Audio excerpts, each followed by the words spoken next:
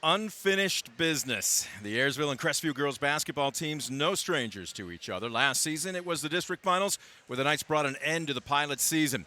Fast forward another year and the two programs ranked number 4 and number 8 in Division 4 meet again in the exact same situation. With all eyes on Dayton, one of these top 10 ranked teams will continue their push towards their goal. The other packs up their gear until next season. Welcome aboard, everybody. It is the Ayersville Chevrolet Cadillac pregame show. We are live from the Dog Pound, Defiance High School Gymnasium. Brent Palbinot alongside Scoop Miller as we are about 20 minutes away from what we anticipate to be an absolutely fantastic postseason basketball matchup. Scoop, they look very equal on paper. They both have incredible records. The Knights at 22-2 overall, the Pilots at 24-1, but only one gets to advance.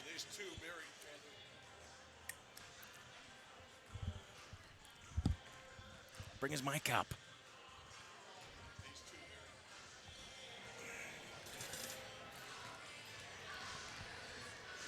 Tell you what, we're going to take a quick timeout. When we come back, let's get into our pregame interviews. I had a chance to stop out and talk with head coach Tim Nicely. Our player profile is going to be senior Mabel McGuire. Don't you go anywhere. We're back with more of the Ayersville Chevrolet Cadillac pregame show right after this on DCTV Sports.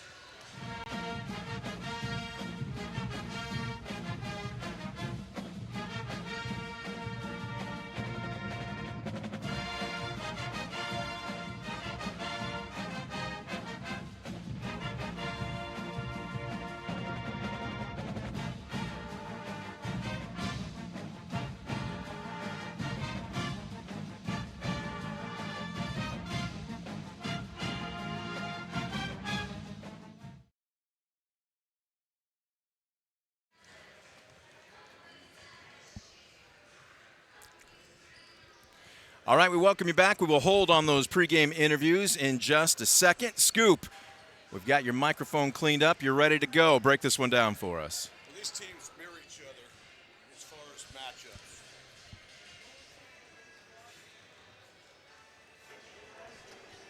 Try again, Scoop.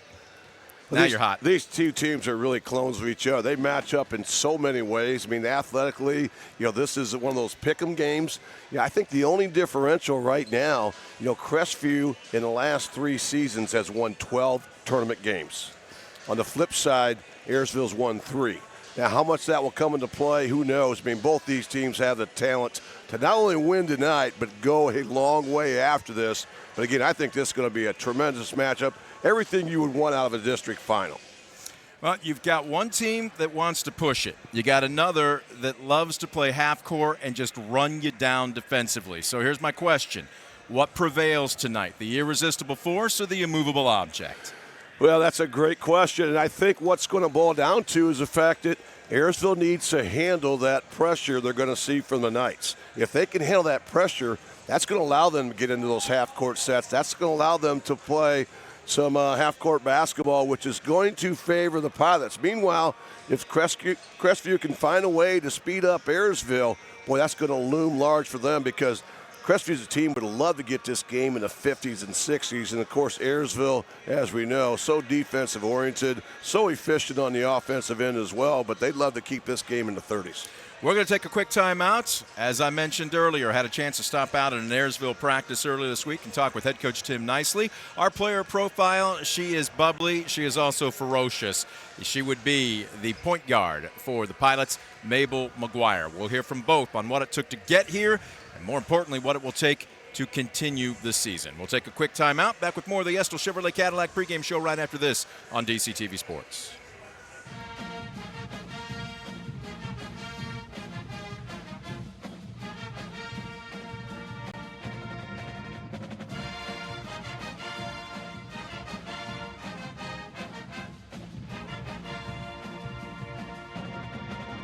Welcome back. The Ayersville Chevrolet Cadillac pregame show continues. Another win means another game to be played as we are talking now district championships. And Coach is still smiling. I'm not sure how much of that is residue from last ball game and how much of this is also you've set yourself up now in the position that you've talked about doing. Still more work to be done to get to Dayton, but your club has earned the right to play another contest. Congratulations to you. Yeah, thanks. The kids worked extremely hard all year, and that was one of our goals, to win districts, and now it's in front of us. And, we didn't play very well last night, but that was last night, and we got to just forget that game because that has no bearing on tonight's game against Crestivew. They're a great team, but we got to come to play 4 quarters and play like we've been playing all year and get after people, and hopefully we can come up on top. You had a tough one, 39-37 over a very physical Montpelier team. They had an absolute landslide runaway name your score. We'll get our bench more time than we probably would have this late in the season over Stryker. Do you feel that maybe getting the tougher game might keep you a bit more focused, or is that a wash? I think it's a wash. We know what they're, we beat Montpelier first time, and I thought we'd come out a little bit more fire and a little bit quicker. But it was sort of just a slugfest, and we just didn't play very well. But Crestview's a good team. We're going to have to play, like I said, start to finish and get after it. So. You and I have talked about this before. You set the line of demarcation for turnovers at 12 or under. You prefer single digits. 13, although you said it felt like more, it's one of those situations where you've got to be boss with the ball this time of the year because the officials tend to let them play a little bit more. What's your message to your team to respond that way? Well, with Crestview, see how the officials are, and we know most of the officials. I just want them to call it, just a straight-up game like it's supposed to be called. I don't care what your name is or what your stats are. It shouldn't matter. But just come out and play hard, and call the game like it's supposed to be called. And, hopefully we'll be ready for physicality and we can play and with anybody with physicality, and we just got to respond. One last piece of the review, but we got to mention Kendra. On a night where the usual suspects did not produce, she stepped up. She only takes 2 threes. She airmails her first. Then she drains her second. No rim. And she was 3 of 4 from the charity stripe in the closing 2 minutes. On the season, she was a sub 50% free throw shooter. If there is any blueprint for raising your game in crunch time, she's the poster child. Well, last year she hit some huge shots against Stryker in the district semifinals, district semifinals again. And I tell her, if you got a wide open look, shoot it. She shot the first one. It was right on line. It was just, just about a foot or 2 short. And then she shot it again. And I think I talked to several people today, and they said, "What are you doing?" Great shot. That's what we always say as a coach. Yes. And foul line, is 7 of 8, and I'd say 3 of 4 at the end. I mean, that was huge. And for being a sophomore, I give her a ton of credit. She stepped up, and that's what you got to have for players that want to make it at that next level. You got to keep playing like that. Let's go ahead and break down Crestivew. Their record speaks for itself. At the same time, they're not unbeatable. What do you have to do tonight? We watched them last night in person. We're gonna watch film here in a couple minutes and practice. We got some things up our sleeve for that, but we just got to be ready for a physical game. And it's like Allie said, unfinished business, and we gotta. If you want to keep playing, you got to win. So. Both the Gregory sisters are very, very talented. One's a senior, one's a freshman. Let's start with the senior point guard, 20 points per game. Who draws her at least to start? We haven't decided, to be honest with you. I don't know what kind of – we got. Like I said, we got some things we're looking at. Don't even know if we'll play man. So we'll see what we're going to do. And, we're always full of tricks, and who knows what we'll come up with. So, hey, this time of the year, you gotta pull everything out you got in your bag, and to try to catch them off guard. Or, it's not going to catch them truly off guard because I'm sure they've seen everything all year. But we got to believe in it and practice and really block out well. And I think if we do that, we'll be in good shape. The Queen Bee, Taylor Kraft, has kind of had her way in the post all season long. Etzler is 6'1". Etzler can jump out of the gym. Tremendous volleyball player herself, but brings a lot of that skill set to basketball. What's that matchup going to be like? Well, I think both of them will battle each other, and I just got to let the rest of our girls know that when you get down in that paint, you got to shoot before you get there. If not, it's going to be just like in practice. Taylor will swat it away. Etzler will swat it away. So we got to be smart when we get into the paint and not get too close to her. and hopefully we can get some inside shots and go from there. Other keys to a win. Yeah, and I think, try to get them maybe in a little bit of foul trouble. Who knows? But we got to just be smart. We got to keep our turnovers under 12, and I think shoot a decent percentage and just block out and let the game come to us, and let's go have some fun and get a big win. Well, write a book. It's very simple, right? Simple. It's simple on paper. Yes, simple on paper, but you just got to execute. And you can't ask for more of a challenge, more fun for the kids and coaches, to play in a district final. And that's something you always look at when you go outside and you're playing out in your driveway and you're a kid. You always say on the state championship, now district finals, whatever, you got to come out and hit the big shot when you need to. So a district championship is in front of them. It's what they've earned today. Best of luck to you, Coach. Thank you. Thank you very much. Again, that is Coach Nicely. We're going to take a quick timeout. Our player profile, she's never at a loss for words, especially with a microphone in front of her. Senior point guard Belle McGuire. Don't you go anywhere. We're back with more of the Estill Chevrolet Cadillac pregame right after this. You're watching DCTV Sports. Welcome back. The Estill Chevrolet Cadillac pregame show continues. Tip-off still a few minutes away. We are inching closer and closer as the road to Dayton takes another step. It is a district championship matchup. I believe Allie Schindler a couple weekends ago called it unfinished business. Ayersville and Crestivew, no strangers to each other, and they're going to suit up for the right to advance to regionals. Our player profile, it took us a while to get to her, but we could not deny our viewership, Mabel McGuire. Hello, everybody. I know you are all excited to hear me. Aren't we all? I want to rewind before we look ahead. Is that okay? Go for it. Coming into your senior season, lots of times things can get sentimental. It's going to be the last time I do this. Yes. It'll be the last time we do that. I think when we went to Finley camp over the summer, we were already being like, oh, this is our last time at Finley. We're all already disappointed to end our season. So we are all well, here's my already question, thinking about it. Have you allowed that to kind of rise to the surface, or have you kind of tamped that down and kept it in check? Because the goal at hand was obviously, and still is, the next game on the schedule. Oh, of course. I think I definitely held it down for quite a while, but the Edgerton game, it was the last game in the hangar. I started getting a little teary-eyed, might have cried a little bit, but that was kind of when it went to service. But I'm pushing it back down because we got a game to play.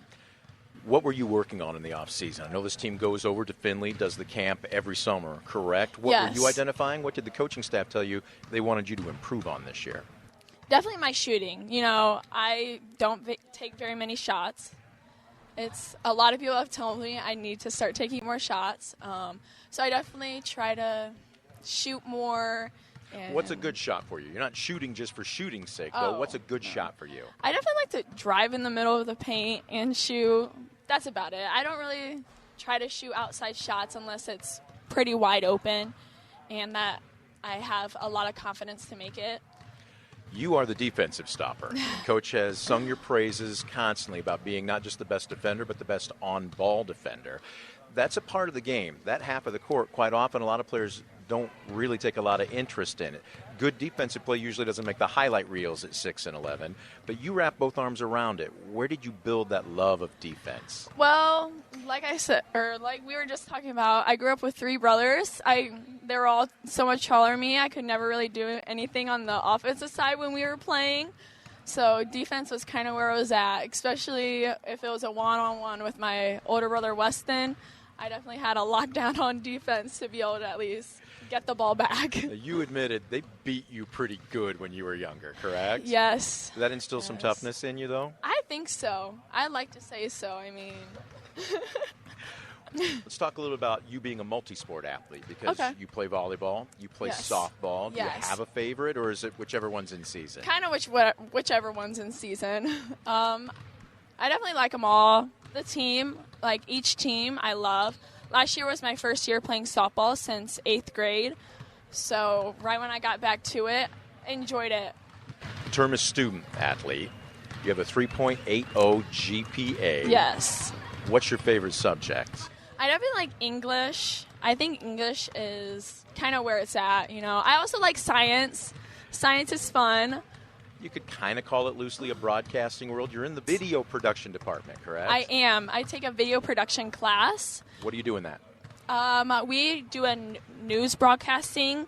So we film like a news. It's kind of like, we call it Pilots Nation News. And it's so much fun. You get to host. We write scripts.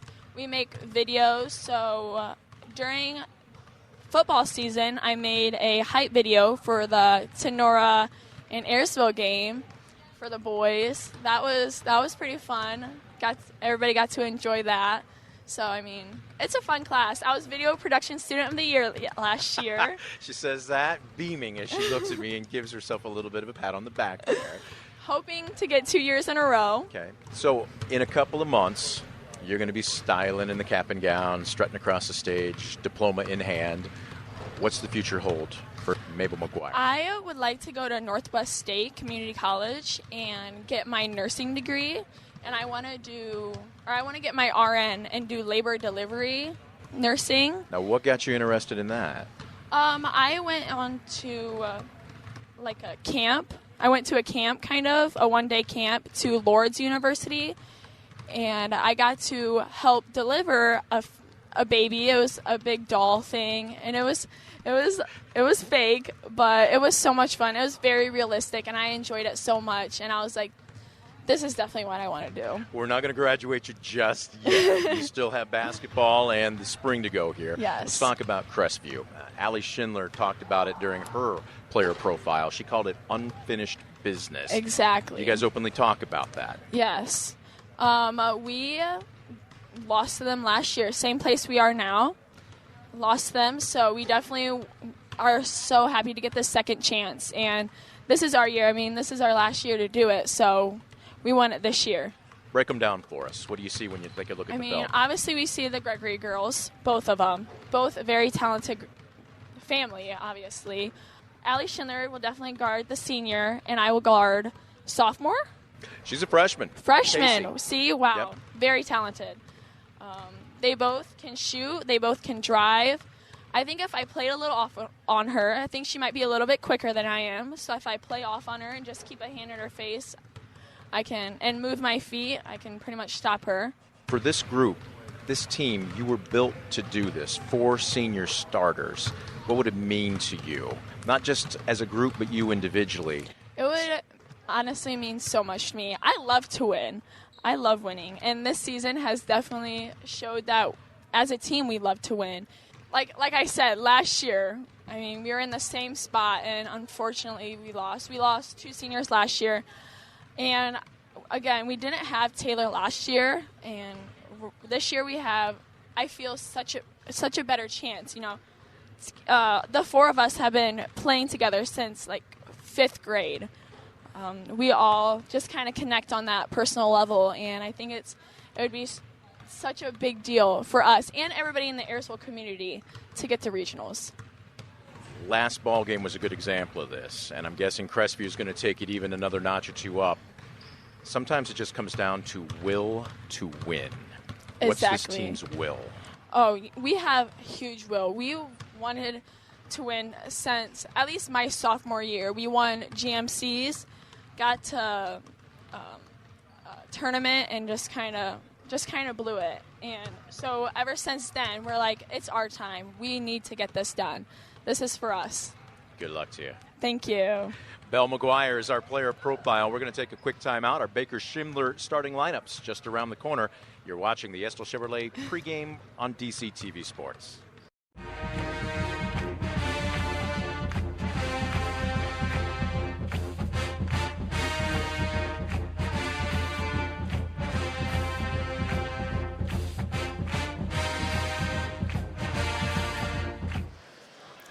The Ayersville Chevrolet Cadillac pregame show continues. We're 2.5 minutes away from tip-off. It will be the number 4 Knights, the number 8 Pilots district final. The winner survives and advances to the regionals next week in Elida.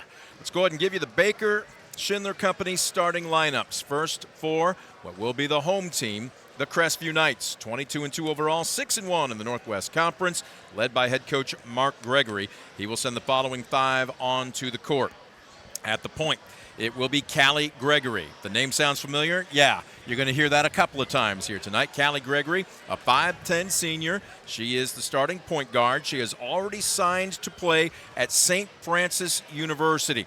And she isn't just the straw that stirs the drink. She's the engine that runs the train. 20 points per game, 5.5 boards, and nearly 4 assists per contest. At the 2 guard, Casey Gregory. And how about this? As a freshman, a starter. Casey Gregory, the younger sister, averages 9 and 2 per contest.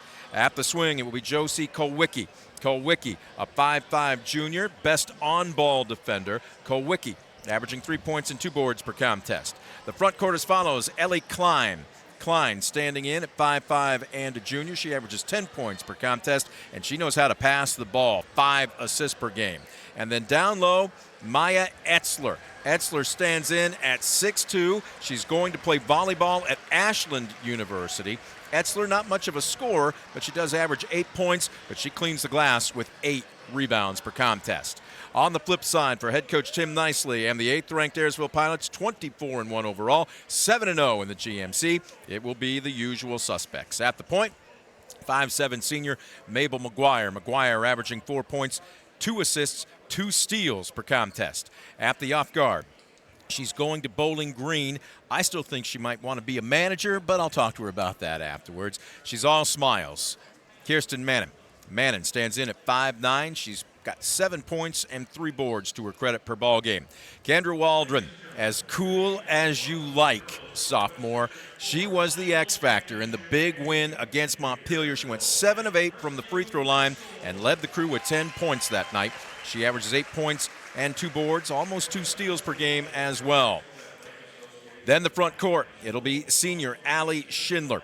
Schindler, again, standing in at 5'11". She's headed to Kent State after she graduates. She averages 13 points, 5 boards, 3 assists, and 3 steals per contest. And in the middle, the 6'1 senior headed to Ohio Northern to play volleyball next season, Taylor Kraft. 6 points, 12 boards, and nearly 5 blocks per game. Those are your Baker Schindler Company starting lineups. Time now for the national anthem, brought to you by the Defiance Elks Lodge 147.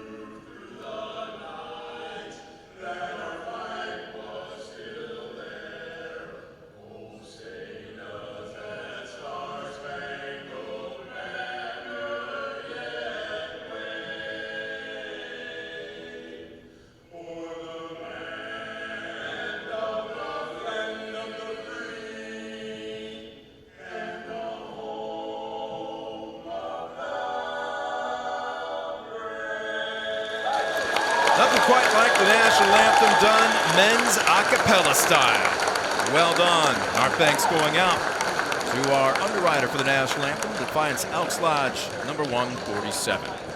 We're getting set for the F&M Bank opening tip.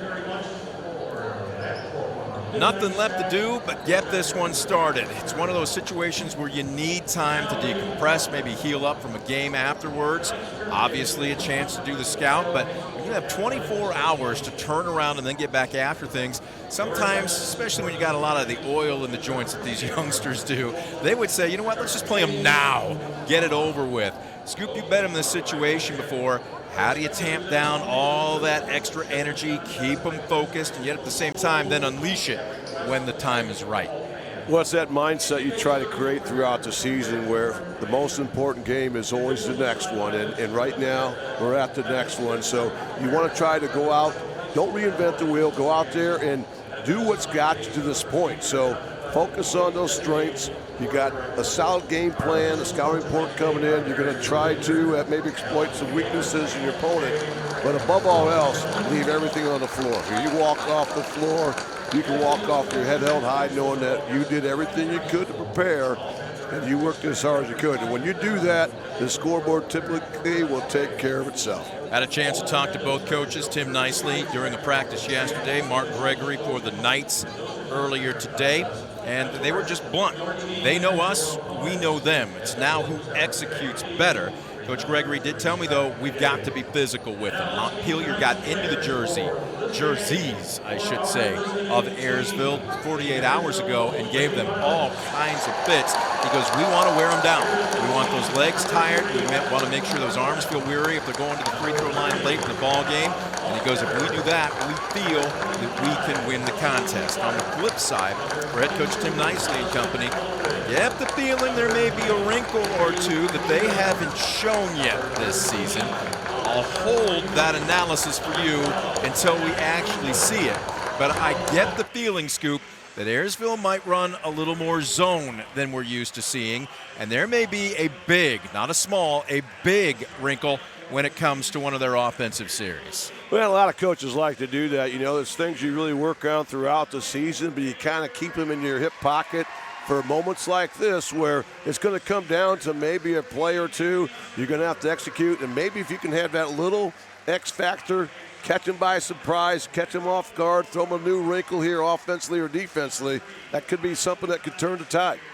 You're seeing the starters being introduced for Ayersville. Kendra Waldron, the only underclassman. Here comes Kirsten Mannon, all smiles, and here comes the little Spitfire. Fist bumping the officiating crew, Belle McGuire. 4 seniors, 1 sophomore, and if you have the chance to catch the Estill Chevrolet Cadillac pregame player profile, she just said, we were built to do what we've done this year. They've been playing ever since they were in 6th grade. They talked about it ever since losing to Crestivew in the district finals last season, but we'll wait and see because Crestivew has some plans to get downstate as well. They came up just 1 game shy. So you see the officiating crew. There we go. Nice job to pan over. There's been gentlemen in stripes in the middle there. We've got an experienced crew tonight. Gary Brubaker, he would be the gentleman in the middle. Alan Davis will be to his right, and to his left, Jay Moran. Don't they look like they're ready to get after things? It's not just the athletes that are locking in right now. No, these guys have done this for a long time. That's a really solid crew. They've been in a lot of big games, as has both of these teams out here in the hardwood here tonight. So, and this is what you want. You know, the officials start thinning out, as do the teams, as the tournament unwinds. And while both these communities out in full force here tonight, trying to extend these seasons for these young ladies out here. Non-starters have been introduced. Starters now being introduced.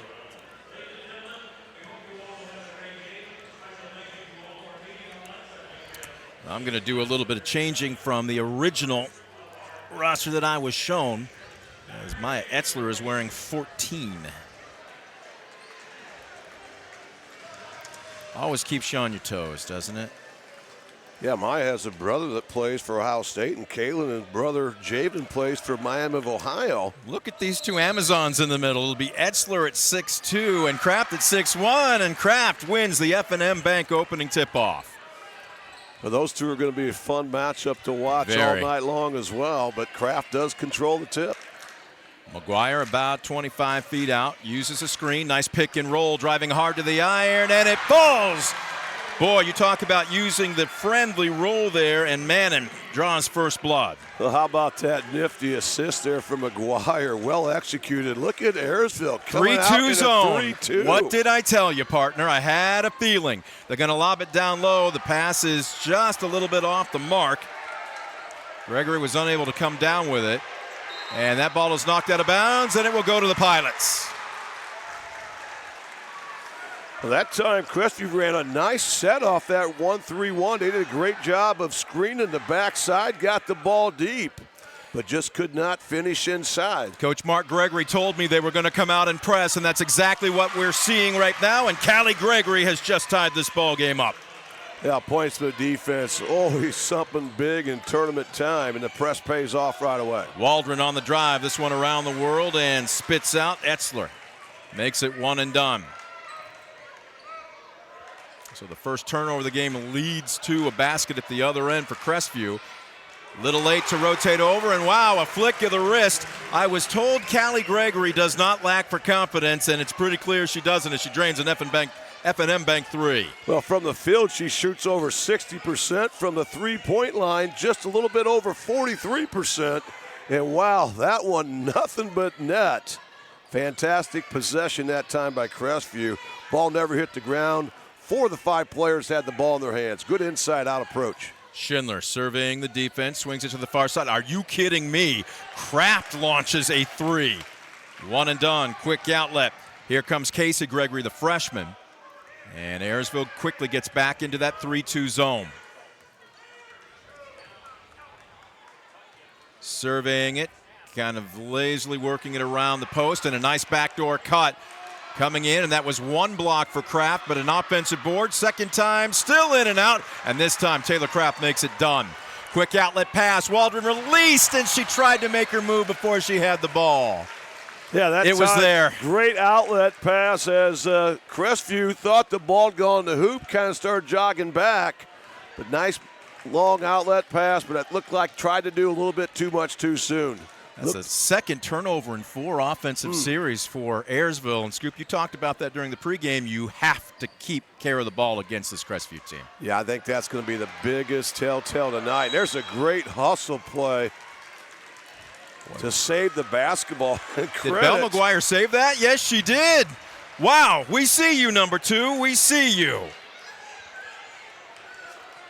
Don't tell me that these seniors aren't going to leave it on the court tonight. 1-2-2 zone press. They go over the top of it. Kraft flashes to the middle. Man and open. She wants to drive. She'll go up strong. Takes it right at the big center, Etzler, and she's got both of Ayersville's baskets. That's a big-time play by Manning to go right to the rack and challenge that defense. Wow, long three, and it is all net. Ellie Klein with another Premier Bank three-point shot. It's now 8-4. Klein's been a proven shooter for 3 years. She shot nearly 40% beyond the arc as a freshman. It certainly has upped her game. Schindler took a little bit of contact from Gregory there and lost the basketball. Was that turnover number 3 now for Ayersville? 3 turnovers in just over 3 minutes. So, yeah, a little bit of jitters, I think, early on here. But again, we thought that would probably be the biggest telltale because Crestivew has that ability to turn you over and convert it to the other end. I'm looking at Kowicki. There's no way that she is 5'5". That can't be right. Etzler at 6'1" in the middle. They're going to kick it out and halfway down off the mark, but another rebound on the drive. The dish down low. Etzler draws the foul, and I believe this is going to go against Kraft. And again, right now, Crestivew getting way too many second opportunities. And now they'll get a chance with Maya Etzler going to the charity stripe to add to this 4-point advantage. Maya Etzler, a 69% free throw shooter on the season. She did not go out for basketball last year, was trying to focus on volleyball, but she's got a good-looking stroke there. She drains her first. Yeah, even though she sat out last year, she's been in some big games. She was part of that team that made it all the way down to the Final Four her freshman season, where she was the first person off the bench. And that time we're going to have a lane violation, wave so it I think off. that will negate the free throw. Yep. So Ayersville draws a break, but having to face that press, and the ball is deflected. They'll go over the top of it as Laney Sheets is checked in. Wow, look at the quickness.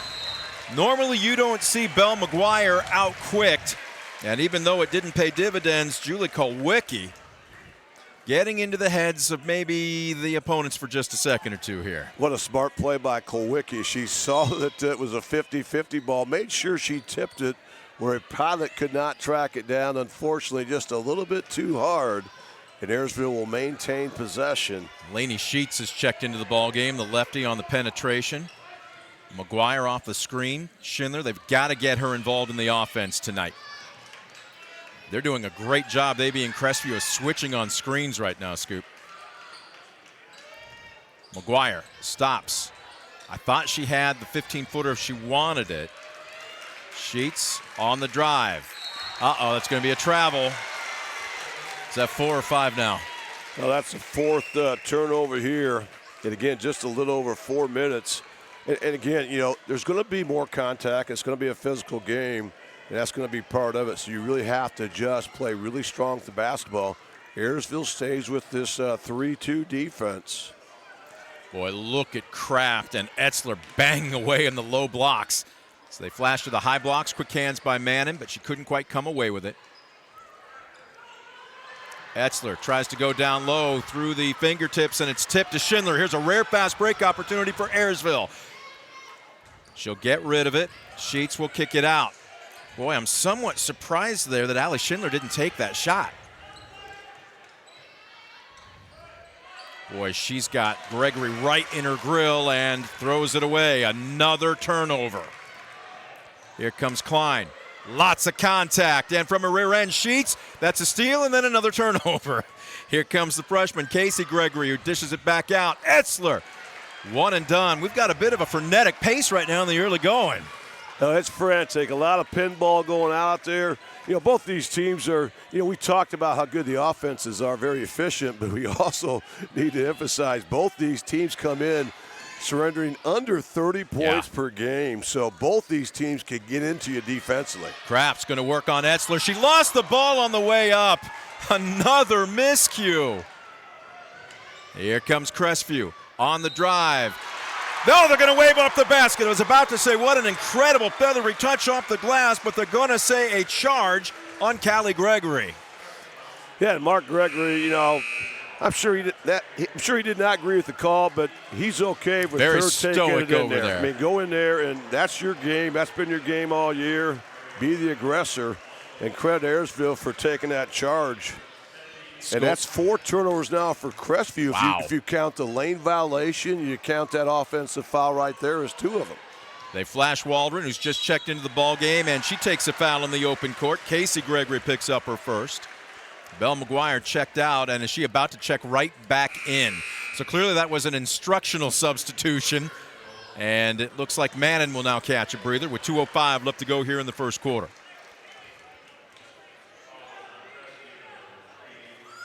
Ariel Brown about to inbounds. Waldron. And Ayersville's going to slow things down a little bit here. It's probably a good idea, Scoop. Yeah, and make Crestivew work here at the defensive end. They've been playing a solid man-to-man aggressive defense. Been switching 1 through 4. I don't think they're going to switch off with Kraft with when Etzler's in the ball game, anyways. But here's a good take by Schindler trying to get to the rack. Oh, that is a top-looking shot. Couldn't get the iron to be kind. Here comes Gregory. She is so smooth. Klein comes to a jump stop, releases the basketball. Boy, that's a long heat check and a long board, kicks out to Brown. Casey Gregory has no fear, though, does she? None at all. For a freshman, very confident player out there, very gifted as well. Waldron tries a 3, long board, and here's Belle McGuire with the rebound.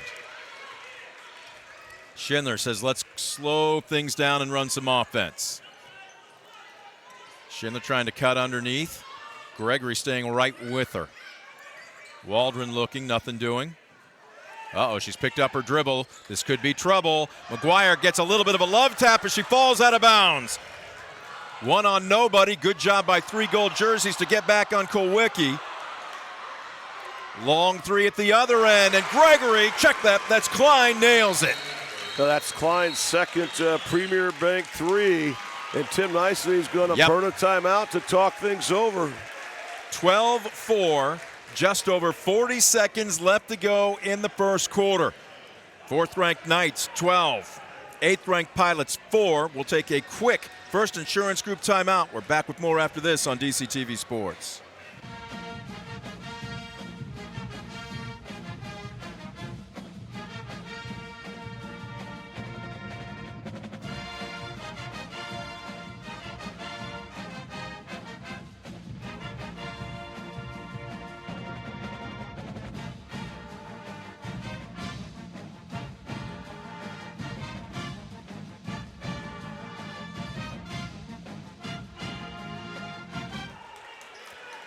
We welcome you back to the Dog Pound. Just over 40 seconds left to go first quarter. This is a girls Division IV district final championship.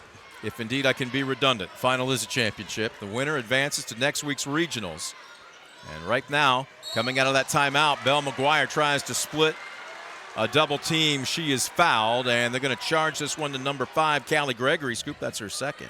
Yeah, that's big. Gregory will take a seat here, the final 31.4.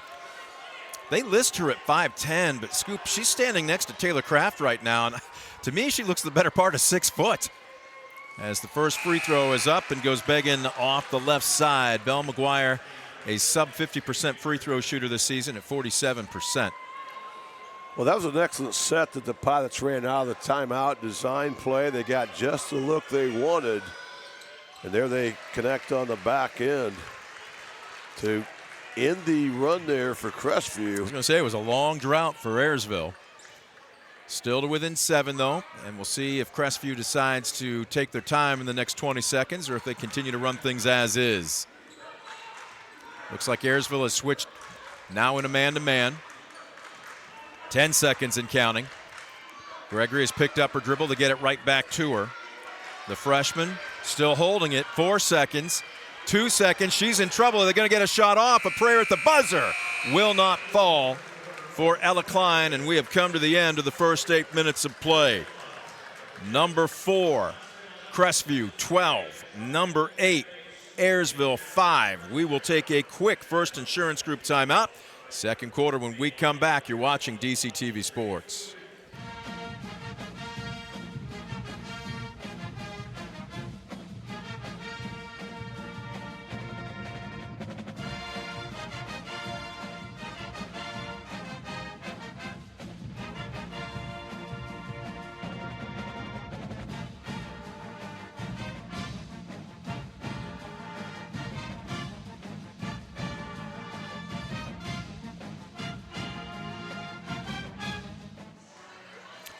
There you see the Ayersville huddle breaking as we get set for the second 8 minutes of play as we welcome you back to the Dog Pound, Defiance High School. I can't call this a gym. It is too big. We're going to call it an arena because it really is too big to be a standard gym.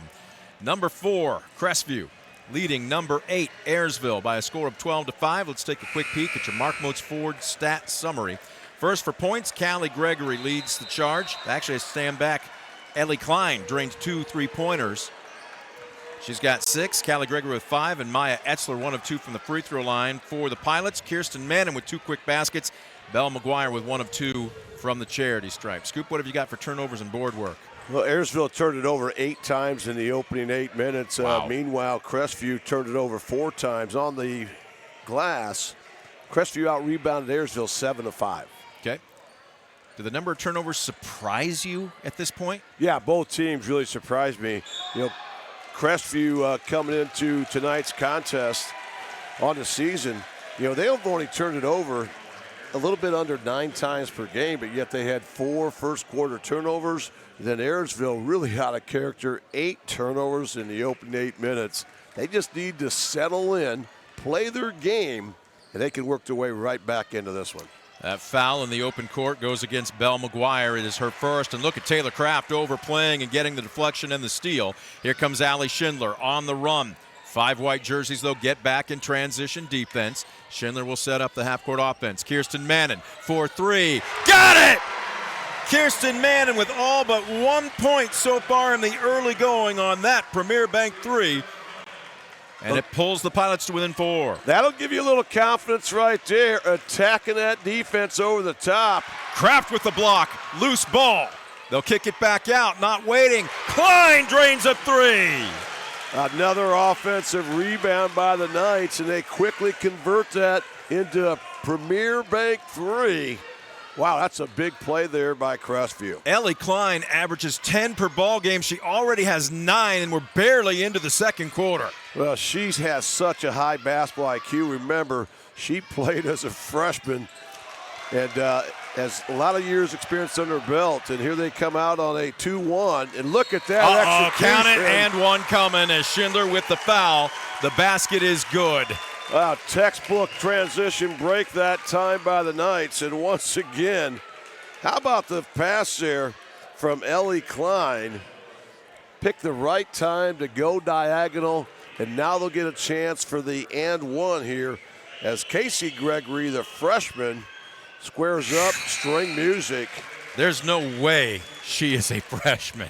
She looks like an upperclassman in every sense of the word. Poise, athleticism, just her form. Can you imagine how much better she's going to be in another 3 years?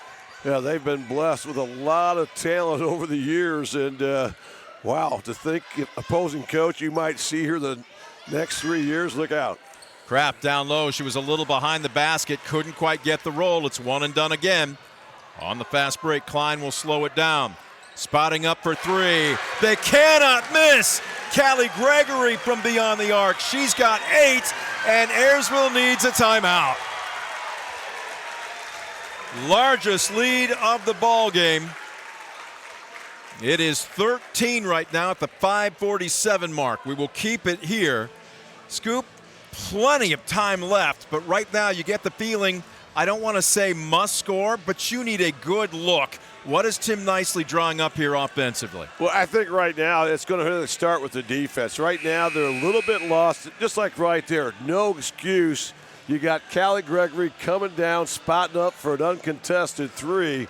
I mean, Gregory is a player that's going to play at the next level, yes. So you cannot lose her. She averaged over 20 points a game last year, and again, north of 20 points a game this year. So I think right now, you just, ladies, let's go out there. Let's get into them at both ends here. Let's really start picking up the pace and see what can happen. Specifically number 14, Allie Schindler averages over 13 a game. She has not taken, I think she's taken one shot. What do you do to get her involved? Well, you really have to get her some touches because I think she's going to be the tough matchup and the one that can put the most stress on that night defense. Sheets releases the basketball. McGuire to Kraft, who pops. Open look, and that three goes off the heel of the iron. Well, she got a look, and she took the shot, but again, quickly working in the open court, and look at that. Schindler getting back and getting the strip and the steal. Well, that's big, you know. Maybe getting points from your defense can spark things. Still plenty of time here as we're just hitting the 5-minute mark of this opening half. Three from the other side of the wing. Nothing doing. Ball being tapped around. Going up. Ooh, my goodness. Manning took a shot to the chops. She appears to be okay. She's going to the free throw line. A great job by the Pilots. Just their second offensive rebound here tonight. So you can see the message after that timeout from Coach Nicely is clear. We just got to get more aggressive. Right now, it's really not one play we're going to run that's going to turn the tide, but it's our intensity what's going to turn the tide. And nice to see them at the charity stripe, the first of two up and in. Manning has worked herself into a good free throw shooter. She was I think 60% earlier this season. She comes into today at 71%. That's a great point. The first game I had her was a few weeks back, and she was actually at 58%. And to see those numbers go up, that's what you want to see. And again, play your best basketball at the right time. And now Ayersville really doing a much better job trying to attack the glass, make things happen. You're going to have to against this Crestivew defense that's got length, that's got quickness, and wow, oozing with athleticism to say the least. McGuire out, Brown in. 2-3 zone right now. Is this what I'm seeing by Crestivew? Trying to bounce it into Schindler. She's going to go to work. Kraft. A little bit of a fake. Tries to back it down. Yeah, I think with Callie Gregory out of the game, one of the reasons they're going to the 2-3, and there's a good check out and rebound underneath by Josie Kolwicki. Once again, the Knights keep the Pilots to one and done. Callie Gregory set to check back in at the next stoppage of play. Pilots started the game in a 3-2. They switched here in the second quarter to go to man, and Kraft with the rebound. Boy, she's getting physical, and jump ball the call, but the arrow stays with the Pilots. And Gregory will check in for, I believe, little sister there, if I'm not mistaken. I asked Mark Gregory, I'm like, how physical did those one-on-ones get in the family driveway?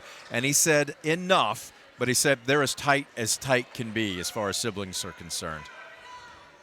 Yeah, that's a competitive family. You know, Mark, of course, the head coach, his wife is a volleyball coach, and these kids are, most of them are multi-sport athletes that do both. Look at this. Schindler got into the paint. I don't want to say rushed it, but again, you just can tell when a team speeds you up, even a half a step, it makes a difference. Ayersville back, matching up. Coming up on 3.5 minutes, and Gregory, well, she's feeling it. She's got a good stroke. Etzler tries to save it. Now if they hustle, they've got numbers. Schindler across the timeline will slow it down. Oh, baseline. Sheets made the cut, and they lost her. She's going to launch this one up quickly and misses everything. And again, Scoop going back to just a half a step quicker than you're used to. Yeah, and that's what that speed and length will do. You know the pressure's coming, so you kind of maybe try to get rid of that shot a little bit quicker.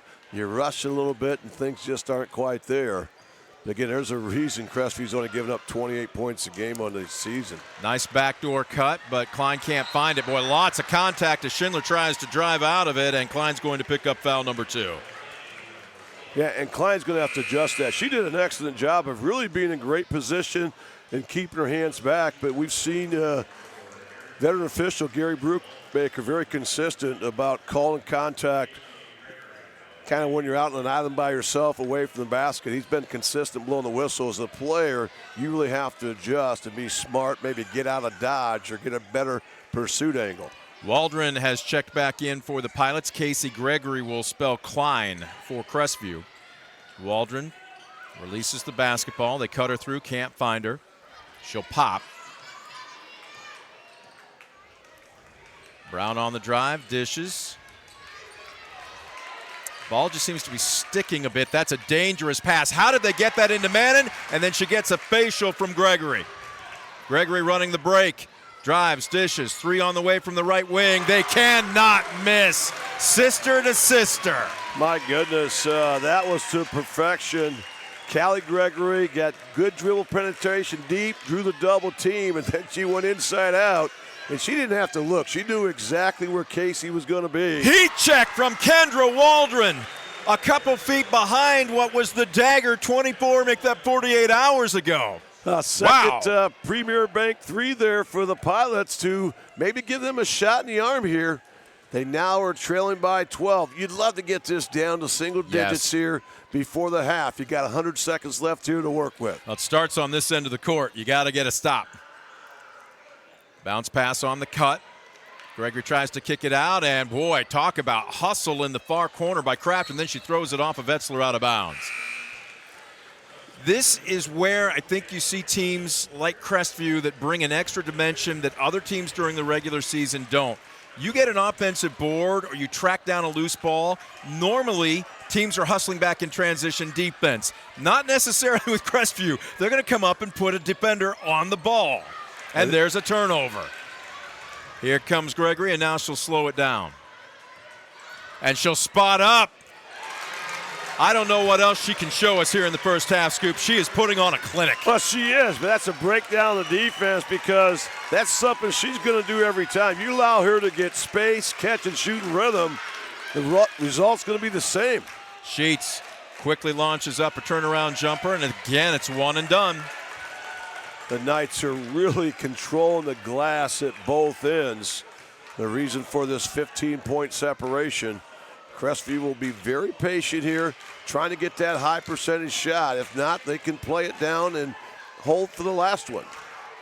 Gregory also showing some good handles out near half court, working against the sophomore Waldron. That Gregory's going to be a force right away in that Crossroads League, going to St. Francis University in Fort Wayne. Crosses over, and we're going to have a foul in the open court on Kendra Waldron with 15 and 6/10 seconds left. Yeah, that foul's not going to hurt you. You still have another foul to give if you're the Pilots, so don't be afraid to commit that. If they try to go downhill, get a half step on you early. The inbounds to the younger Gregory. Casey releases it. Kowicki back to Gregory. Off a screen. The older Gregory stops, elevates, nothing doing with 3 seconds left. Can they get one off? At half court, I don't think that would count. Nope, they're waving it off, even if it had gone down. Well, they had a 7-point lead at the end of 8. It's now a 15-point advantage as both clubs head to their respective locker rooms. 4th-ranked Crestview, 27. 8th-ranked Ayersville, 12. We'll take a quick First Insurance Group timeout. When we come back, the Midwest Community Federal Credit Union halftime show. You are watching Girls Division 4 District Final action on DCTV Sports.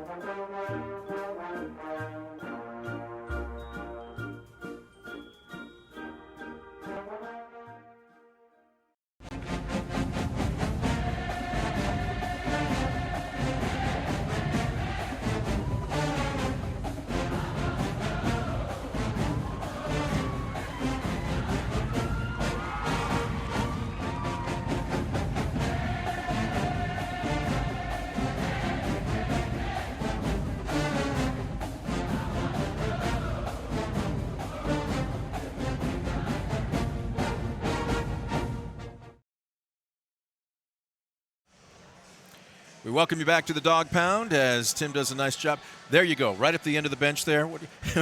We're getting a quick montage is what we're getting here. We welcome you back. The Midwest Community Federal Credit Union halftime show is underway as we've got a battle of two top 10 ranked teams in Girls Division 4. This is a district championship. The winner advances to next week's sectionals did I say sectionals? Make that regionals in Elida. And right now, the number 4 Knights of Crestivew taking it to the 8th-ranked Pilots of Ayersville as they lead 27-12. Brent Balbinot alongside Scoop Miller. Let's go ahead and give you your Mark Moats Ford stat summary. Let's start with scoring. I'll begin with Ayersville, and if it wasn't for Kirsten Manning, the Pilots would be in a world of hurt. She has 8 of her team's 12 points. Kendra Waldron drained a 3 in the second quarter, and senior point guard Belle McGuire, 1 of 2 from the charity stripe. On the flip side, well, take your pick, Gregory or Gregory. The older sister, Callie Gregory, with 11, including 3 threes. Then younger sister, Casey, a freshman, with 6 points in the second quarter. Ellie Klein also has 9 points, also on 3 threes. And then Maya Etzler, their tall center, 1 of 2 from the charity stripe. Scoop, what do you have for board work and turnovers? Well, in the first half, the Pilots turned it over 10 times, led to 8 points for Crestivew. Meanwhile, the Knights turned it over 7 times, but Ayersville was only able to get 2 points off those 7 turnovers. On the glass, the Knights out-rebounded the Pilots 16-10. Both those numbers are going to have to turn around if Ayersville wants to get back into this thing tonight. That is your Mark Moats Ford stat summary. We're going to take a quick timeout. We are back with more of the Midwest Community Federal Credit Union halftime show. Again, Crestivew 27, Ayersville 12. We're back after this on DCTV Sports.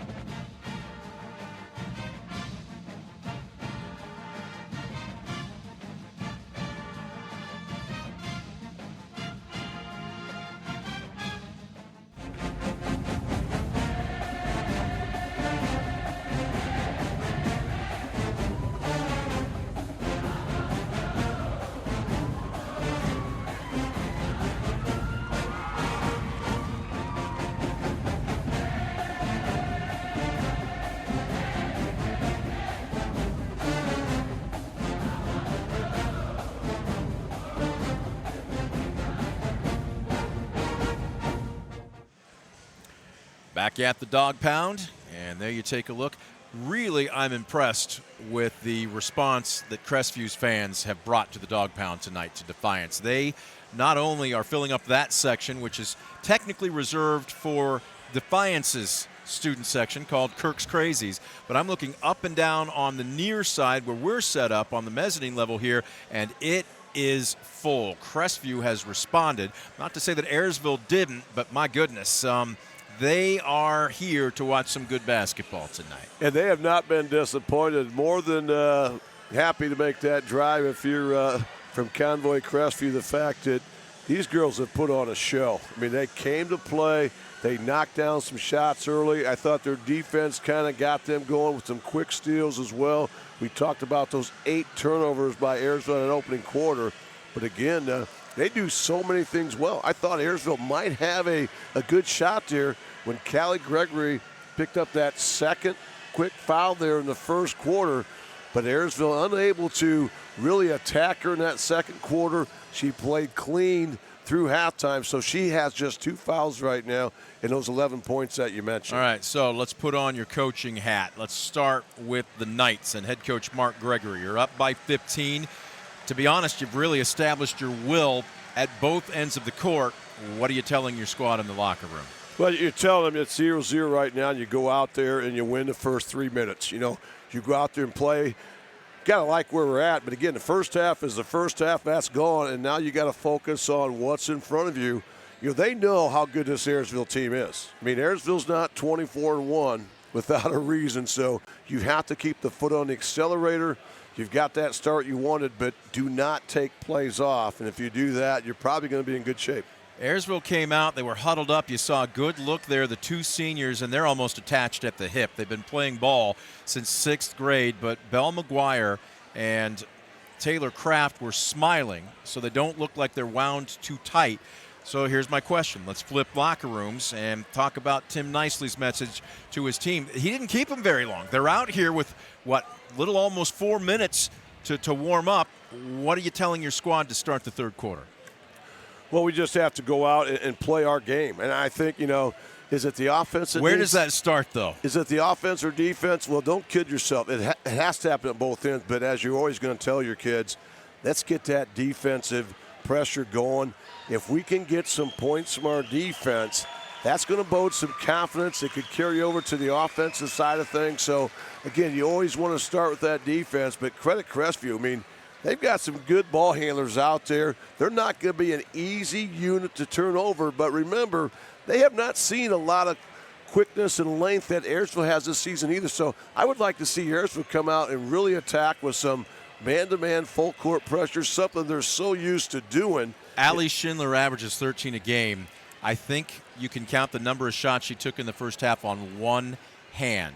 Not to say that you press it or force it, but what does she need to do? What do her teammates need to do to get her involved in the offense? Well, she has to be the aggressor. It's no longer time to be unselfish. I think you've got to get her some touches.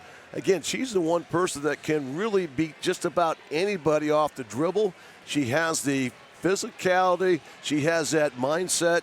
We know she can play downhill, and she's a girl that can hurt you in so many ways. She can hurt you from the post. She can hurt you off the drive. She can hurt you shooting over the top. But they've got to get her some touches. I mean, my goodness, I think you didn't need her thumb in there when you're talking about counting on one hand, because she just did not have a lot of touches. And if she gets things going, she's the straw that really stirs the drink, because she also sees the floor. She can draw a little bit extra attention. That's going to free up the rest of the squad. And if they can get that high energy level we've seen so many times, this team is capable of making a comeback. Well, we've got under a minute left to go before the balls are in the racks and we resume play here at the Dog Pound. So often you hear coaches talk about it, Scoop, when you're down big. And in this case, down by 15. There's no such thing as making it up in one possession. But you start to carve up the second half, and in this particular case, the third quarter. We want to be within X number of points at the 6-minute mark, X number of points at the 4-minute mark. You basically make mini games out of the second half. Is that the mental approach you would like this team to take if you're Tim Nicely? Well, it is. You don't want to get caught watching the scoreboard. Just go out there and just win the next play. That's got to be the mindset. So, yeah, if you can get a quick deuce early, that's great. But now you're focused on let's win the next play, whether it's at the defensive end, offensive end. But, again, this is the team that we've seen them play with so much energy. We've seen this team at its highest, when they get things clicking. We've seen them put together how many runs this season. So right now they need that one run here in the third quarter to get things interesting and get to that fourth quarter where anything can happen. Crestivew will have the ball to begin the second half, up by 15. It'll be the same starting five for the Knights: Gregory, Kowicki, Klein, and Etzler. And it looks like for the Pilots as well: McGuire, Manning, Waldron, Schindler, and Kraft. Out in, are they in a soft man here, or is this zoning up? They're zoning. Yep, they're in a zone. They are in a zone. Bullet pass. Etzler in the high blocks. Bell McGuire coming out even in that zone, and this is going to be a heat check for Gregory. It's long, it's short. Did she knock it out of bounds off of Schindler? She did. What hasn't she done so far in this ball game? Well, again, she's got such a high basketball IQ, as do her teammates. Don't kid yourself. But again, what a heads-up play right there, and they'll get an extra possession now. Etzler in the high blocks, working against Kraft, leans in. Wow, you don't see very many players elevate over the blockmaster Taylor Kraft, but she did there, and Etzler with her first basket of the ball game. Most players, when they see Taylor Kraft, they kick it away from the basket. They get it out of their hands, but not Etzler. Boy, that's a nice, strong post move inside and a great start to the second half by the Knights. Lob pass down low. Schindler went up strong. It's off the side of the backboard from her knees. It's ripped away from her by Klein. And here come the Knights, and Klein going coast to coast. She doesn't care and beats 3 gold jerseys down the floor. Yeah, she's one of the most underrated players really in Northwest Ohio. She's in the shadows there of Callie Gregory, of course, but she does so many things well. What a great finish to the left hand. Oh, that's just a great pass wrap around as they cut to the basket. That's going to be Manning going to the free throw line. But you're seeing some of the adjustments that Coach Nicely is making now, getting it into the low post, and now if you're Crestivew, you've got to figure out who's moving where without the basketball. Yeah, that was an excellent possession that time by the Pilots. I love how they attacked the low block there, and then credit Taylor Kraft. She made a rim run. That's exactly what you tell your girls to do, and she gets rewarded. Unfortunately, she misses the front end of the 2-shot foul, so points continue to really be at a premium here tonight for the Pilots. I might have inadvertently said Manning. I know what Manning looks like compared to Kraft. Kraft, a 51% free throw shooter on the season. Low line drive. Couldn't get either one to fall. Score remains 31-12. The younger Gregory across the timeline. Schindler's going to pick her up in the top half of this zone. Flashing into the blocks, now middle of paint. Etzler got a facial from Kraft, and we've got a whistle. Which official made this call? The official on the near side, Gary Brubaker. And credit Crestivew, they're really playing very intelligent right now. That time did a nice job getting that post touch there to Etzler. And Etzler, she's one of those few girls that's going to match up nicely with Taylor Kraft. And that's long on her first. Misses the first of 2. She comes in at 69% free throw shooter on the season. Remember, her uncle Doug was one of the all-time best free throw shooters at Ohio State. Another lane violation. That's the second one of the night for the Knights. Wow. So that's something that happens probably more than you think, but a lot of officials don't let that go. But not tonight. That's an excellent call. Now Ayersville trying to go on that run that's eluded them here tonight. Look, the defense has been up to it through the first 2 minutes of this third quarter, but they haven't been able to score. High blocks Kraft, kicks it back out. Waldron driving baseline. McGuire into the high block Schindler. Man, they're just all over her. She cannot get a breath. Posting up again. She's going to take it right into Etzler. And you and I talked about this at the half. At some point, you've got to take it at the big center and see if you can't get what just happened there. Well, no question about it. If I'm an opposing coach going against Ayersville, the last thing I want to see is Allie Schindler with the basketball going to the rim. So that time, an excellent job there by the Pilots, getting her a post touch. And then she draws the contact, the first of 2 up and in. So maybe that can be that juncture that's going to get Allie Schindler going here offensively. Schindler, a 74% free throw shooter. She's perfect on both of these, and the first points of the second half come at the 5:42 mark from the foul line. Etzler didn't even turn. She was going to get rid of that basketball immediately. Set a nice screen there. McGuire got a deflection on it. Having to back it out, Kennedy Kreider has checked into the ball game. She gets rid of it, and they go right back to her. Wow, talk about dodging a bullet. Waldron back to Schindler, fading away. She got a little deep, but she drew the contact. And is that the second on Etzler? And there you go. That is the Ayersville Pilot team we're used to seeing. You know, contesting things and then getting out in transition when it's there, taken to the rack. And now two more coming up from the charity stripe. That one's off the mark. The foul was charged to Kulwicki instead of Etzler, her first. How about that last possession by Crestivew? They did a great job of really attacking the middle, then looking diagonal passes inside just as you draw it up. They got a great look. Couldn't finish. There you see Schindler split a pair. 31-15, approaching the 5-minute mark. Gregory on the drive, almost lost it. Gets rid of it, and Klein will dribble it out. Still in a 3-2 zone right now. And what do we have? A timeout? Oh, we have a warning to one of the fans. Did we just have a fan ejected? What just happened? Somebody is being ejected. Wow. Alan Davis turned around, pointed at a fan. The fan is not arguing with it. He's getting a round of applause from Crestivew, but he is being ejected. Well, Jerry Beauty is there waiting for him. All you can wonder is what was said, but it was clearly in the second row, and it was not to the liking of Alan Davis. And he didn't object. Three at the other end is short. Who wants it? Schindler's got it. I think we're going to have an open court foul. We are against Klein. And what a tremendous box out that time by Schindler. You know, a lot of times when you see a shot from 24 feet, you don't bother checking out, and she did. And a good thing, because long shots mean long rebounds. And Mark Gregory going to burn a timeout. Yeah. Well, a fan ejected, then a long shot that's short, and a foul in the open court. Not that they aren't in control, but my guess is he wants to keep his charges locked in on things. 4:42 left to go third quarter. Knights 31, Pilots 15. Back after this First Insurance Group timeout on DCTV Sports.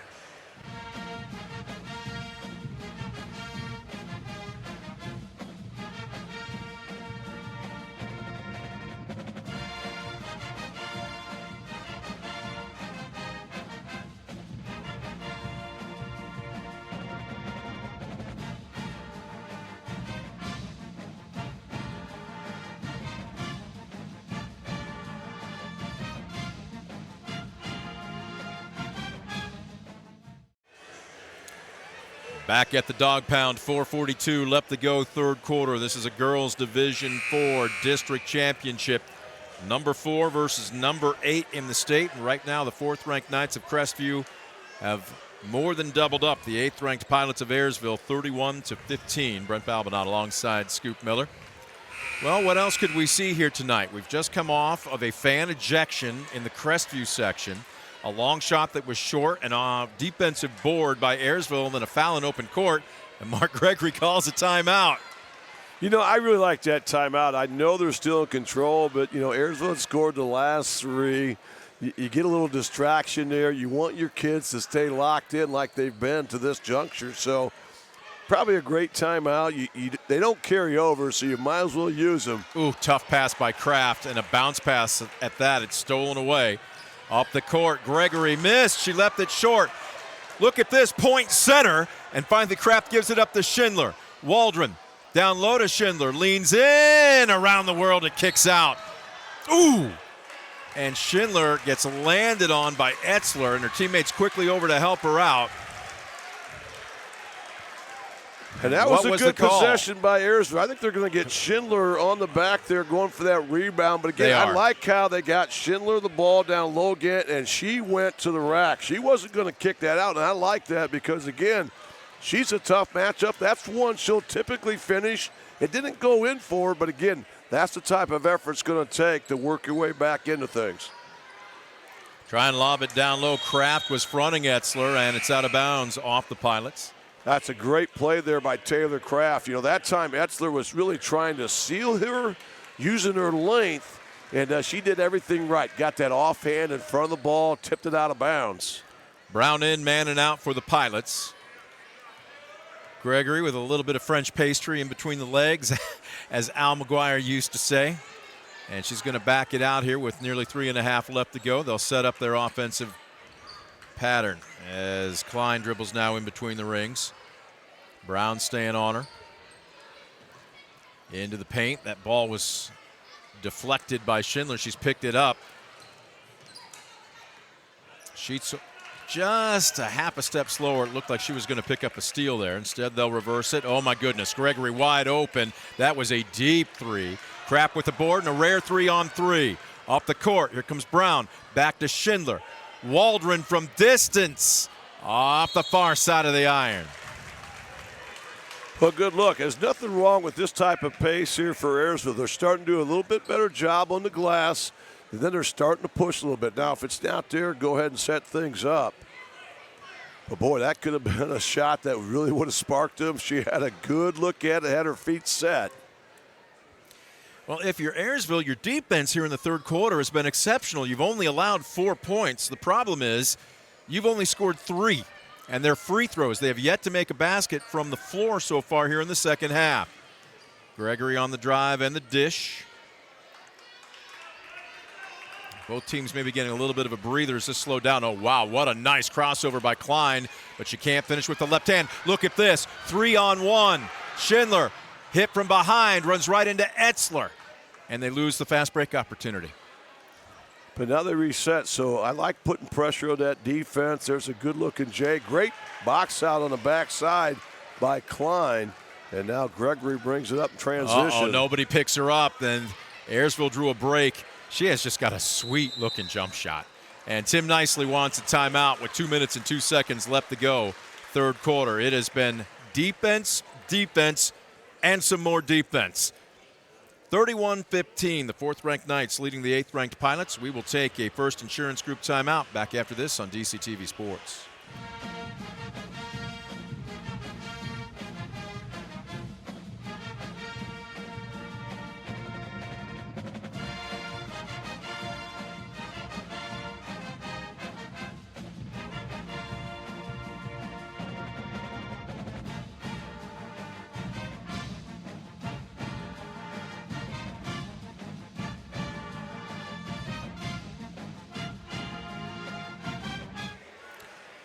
2 minutes, 2 seconds showing on the game clock as we welcome you back to the Dog Pound. Defiance High School, I'm calling it Arena.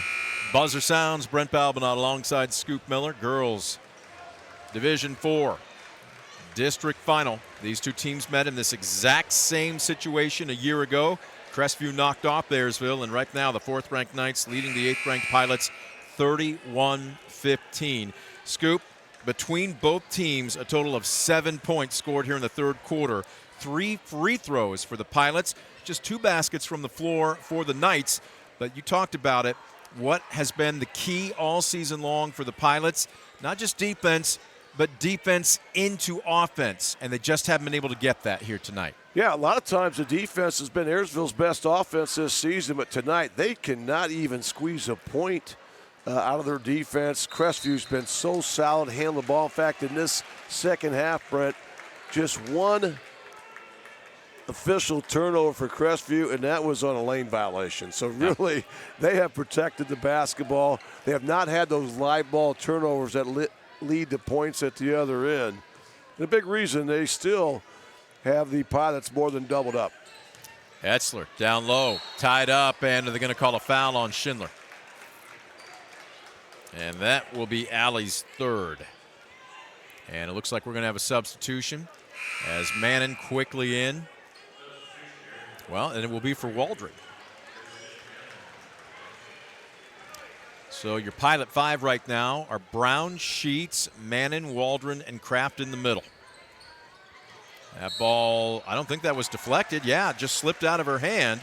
Klein was trying to sell it to the official, but that happened on the near end of the court where we're set up on our mezzanine level here, and that play almost looked like it happened in slow motion. Well, if you're going to turn it over, that's the way to do it. There's no chance to really get a run out on a ball that ends up out of bounds, but Ayersville will take it, a chance to attack. Ooh, There's a defensive play at the other end by Gregory. That pass was just forced, and here comes Gregory, and wow. Again, you can just tell coaches' kids. They just have such high IQ. She could have forced it and elected not to, and now will back it out, but still keeps her dribble as it looks like they'll take some air out of the ball and work for the final shot of the quarter. Yeah, again, just another intelligent play. You can see this Crestivew team is very well schooled, and there's a great entry pass to the post and a nice rebound there by Schindler on the backside, who looks to push it up. She'll bring it up. Kraft to the far corner. Mannon was hot in the first half. She had 8. She's scoreless so far. Again, Ayersville yet to score a basket from the floor. Can that change here? It doesn't right now. Long board kicks out. Battle for the ball and a late whistle. They're going to call Schindler for her 4th. With 7 and 8/10 seconds left to go. And is that number 5?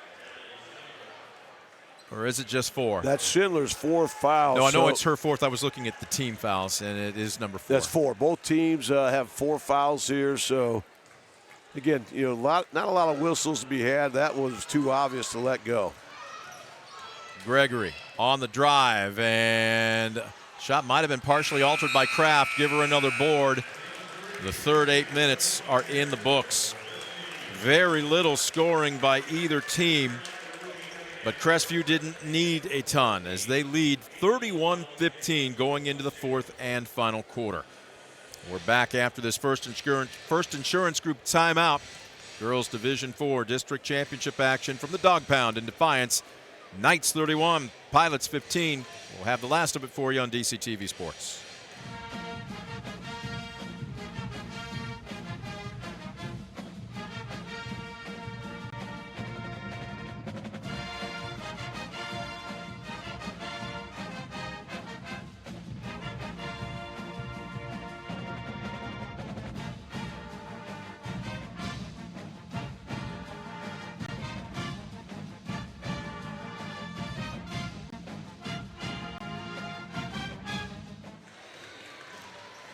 There you get a look at the 4th-ranked Crestivew Knights huddle. They are in command as we get set for the 4th and final quarter, 31-15 over the 8th-ranked Pilots of Ayersville. Very little scoring done by either team. 4 points, just 2 baskets from the floor in that third quarter for the Knights. Pilots' offense consisted of 3 Allie Schindler free throws. They have a long road ahead of them. Waldron will try and change that right now as she buries her second 3 of the ball game. What a look there by the sophomore Kendra Waldron, a Premier Bank 3. And an excellent start here that gets it to 13. So right now the defense has to continue to get into the Knights. Try to find a way to get this down to single digits, make it interesting. To do that, Scoop, you literally have to get a stop every trip down the court. And just as we say that, Callie Gregory says, hey, remember me? I got a pretty good-looking stroke. Yeah, again, she's just too lethal when she gets the basketball. And, wow, she makes it look awfully easy. But that was another Premier Bank 3 there by Callie Gregory, who's had another monster night here for Crestivew. Mannon elected to give it up. They flash Kraft to the low post, and she gets the 2 off the square. Again, that's textbook. You go to the short corner, make a rim run, and Kraft did that. Great heads up there by Ayersville. Great offense. And now they've got 5 quick points, just a little over a minute in here this fourth quarter. On the drive, Klein with a great pump fake. Got Kraft in the air, and that's going to be a foul. And again, there's that high IQ that all these Crestivew players seem to have. Just a great fundamental jump stop, the good head and shoulders fake. And she knows that Kraft probably leads Ohio in block shots, so she did a great job of kind of selling the shot, getting her up in the air, made that a real easy call. Now she'll get 2 from the charity stripe. The first one up and in. And Klein, a 92% plus free throw shooter. The entire team's free throw percentage was basically exceptional. 75% as a team. That's going to win you a lot of ball games. And there she connects on the back end. Nothing but net. And Crestivew just seems to have an answer each and every time Ayersville's trying to do something at the other end. Mannon thought about the drive as Belle McGuire was checked back in. Mannon is her foot on the line. It would have been a 3, but it's one and done. Here comes Klein. McGuire trying to swat at her. Nobody picks her up. She tripped. And, I'm not sure if that was going to be Ayersville ball or not. Mannon was going after it, and I believe she might have been the last to touch it. Klein will inbound. Right into Etzler as they flash her in the middle, and that's just too easy.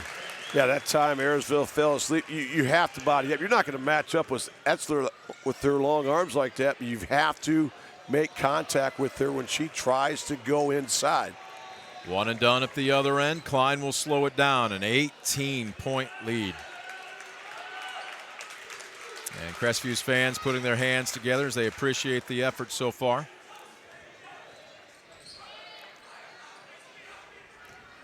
Klein on the drive. Around Kraft, and with those 3 fouls, Kraft would normally come over and challenge, and she didn't that time, and lay-in makes it a 20-point lead. This is a well-oiled machine. And yes. Again, we mentioned how there's a great job at the other end by the Pilots. And again, they've had their success when they have tacked the low block, and now Taylor Kraft will head to the charity stripe to get a pair. But right now, the Knights have the Pilots doubled up. 40-20. Etzler with her second foul. But Brent, you know, we talked about that playoff experience coming in. You know, Crestivew, the last 3 years, 12 playoff wins.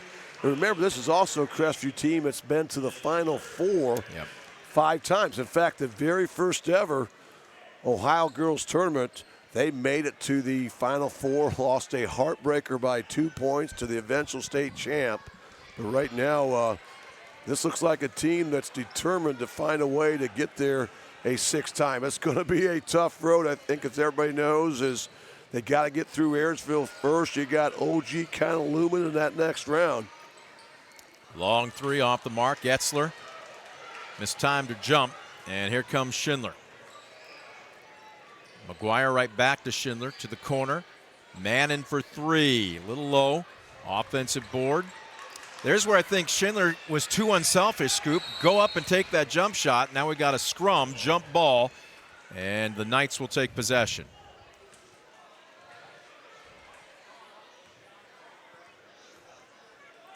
Now under 5 minutes left to go in the contest.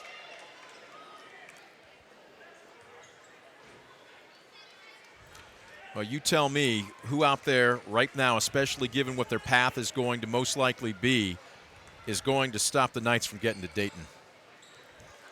Well, Ottawa Glandorf, I think, is going to be a huge hurdle because there's another team that's been down to the state tournament 8 times. You know, so there's a team that knows about playing at that next level, so to speak.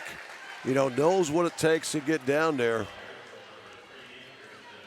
So, you know, a lot of times it just kind of depends how it plays out. A lot of times, you know, we've had teams, their biggest hurdle was in the district tournament. But, you know, this district tournament, you got 2 top 10 teams in the state. You knew whoever's going to come out here is going to earn it. But you also have that regional tournament this year. I think it's going to be awfully loaded. There's a lot of good teams feeding in there. But that's what you should expect. I mean, there is no easy path on the road to Dayton. You just have to go out and take care of business and win the next one. Etzler drains them both. I'm looking for the brackets. Unfortunately, they're probably buried under a cubic ton of paper sitting on our table here. As we got a timeout on the floor, we'll take a First Insurance Group with them. 4:38 left to go in the ball game. Knights 42, Pilots 21. You're watching DCTV Sports.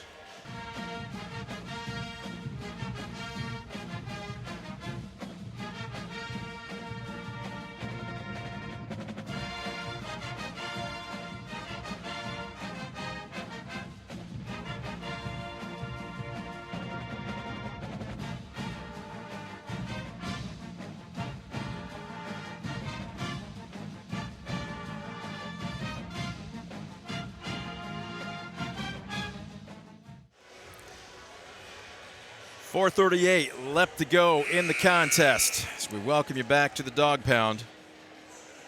Brent Balbinot alongside Scoop Miller. There you see a battle of two top 10 ranked teams. Crestivew 42, Ayersville 21, number 4 leading 28. As a matter of fact, the last week's rankings of Division 4 as follows. Fort Laramie number 1 at 20-2.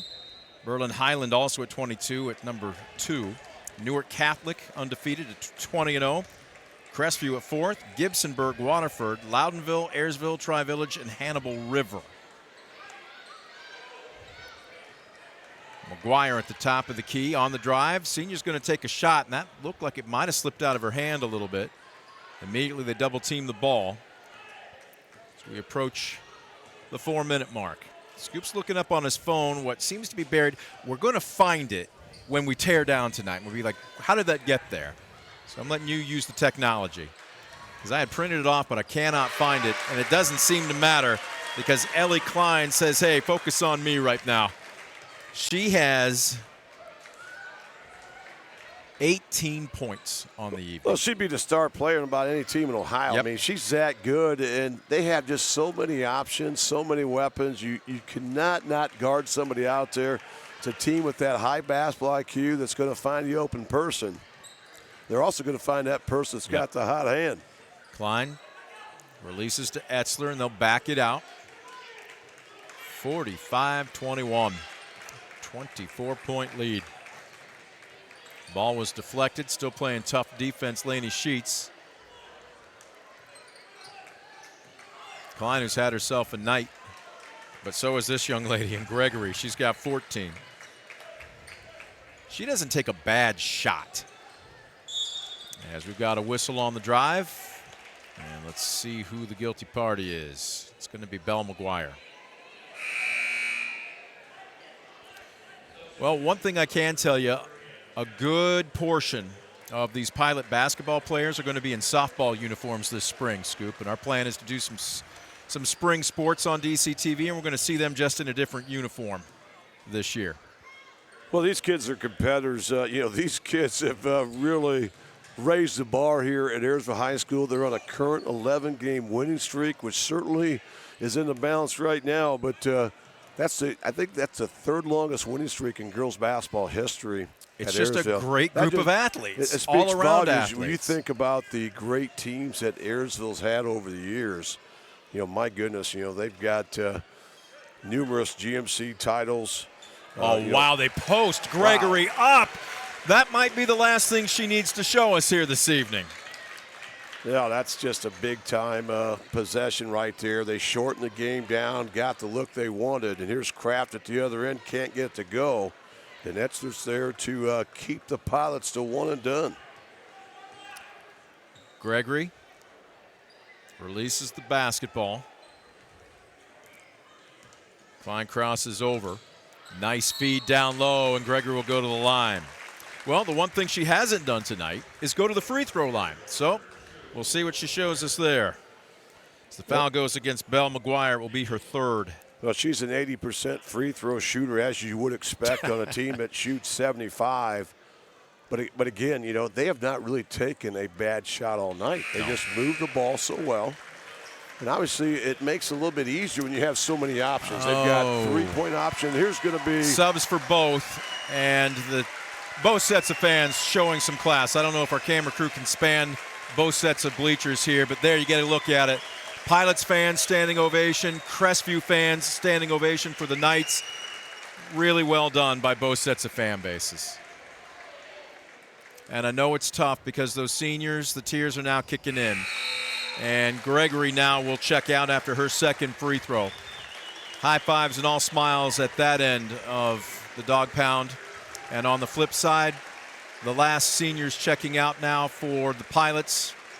Schindler, Mannon, big hugs all the way around for the coaches and their teammates.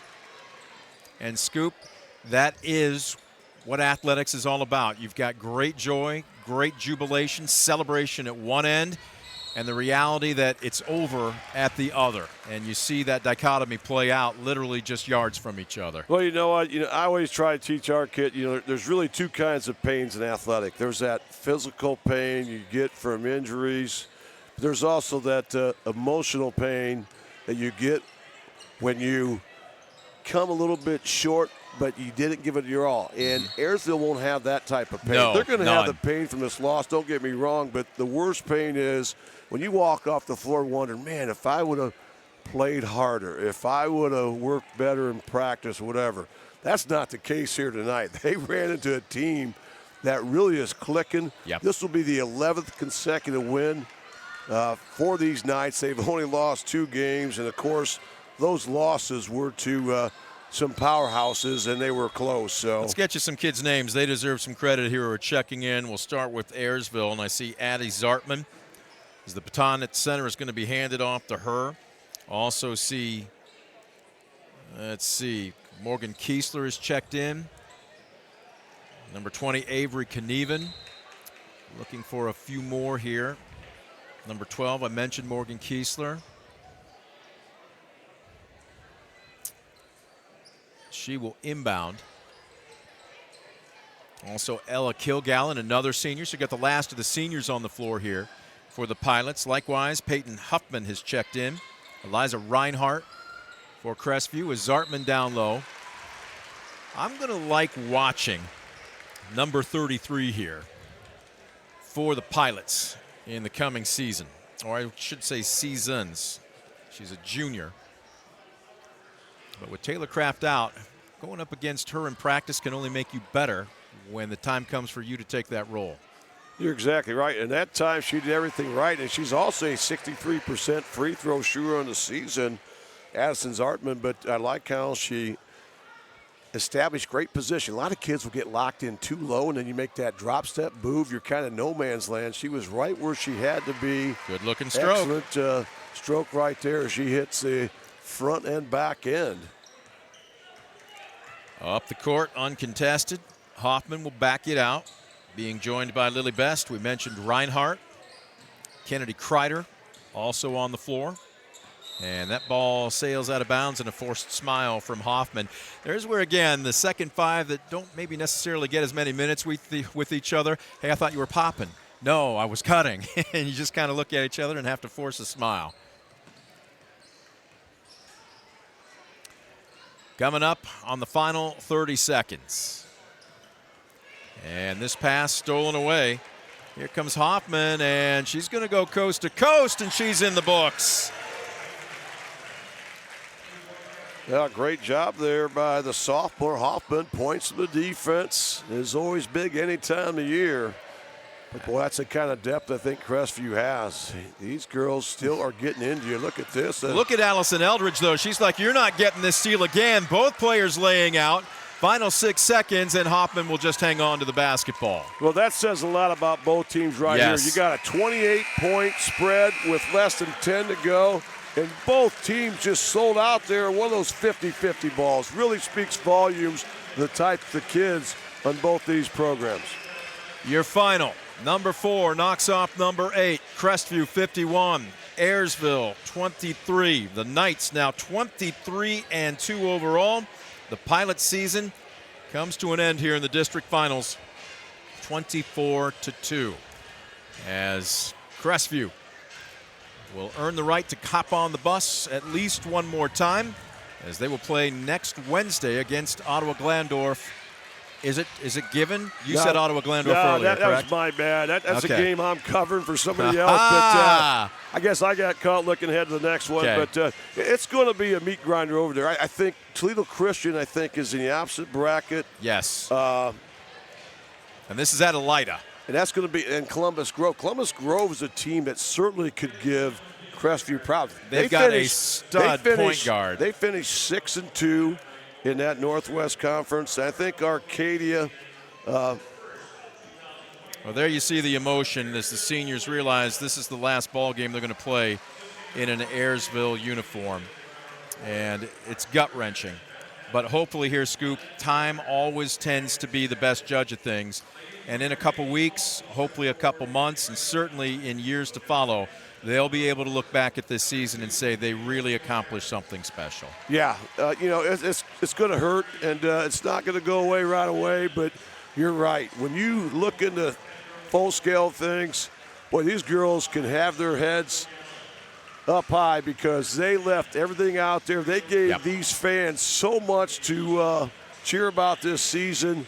What an impressive run here to run the GMC, as loaded as the GMC is, to come out as champions, to win another sectional championship, to get a rematch here with Crestivew, who took them out last year in this very same game here in the district championship.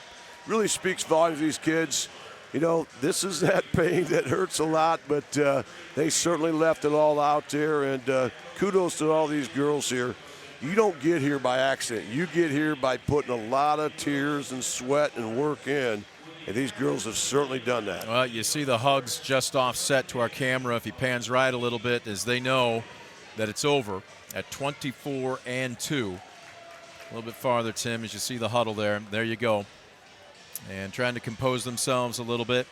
But you talk about a team to be measured by, and certainly future generations will point to this one, just as this one has done to those that have come before.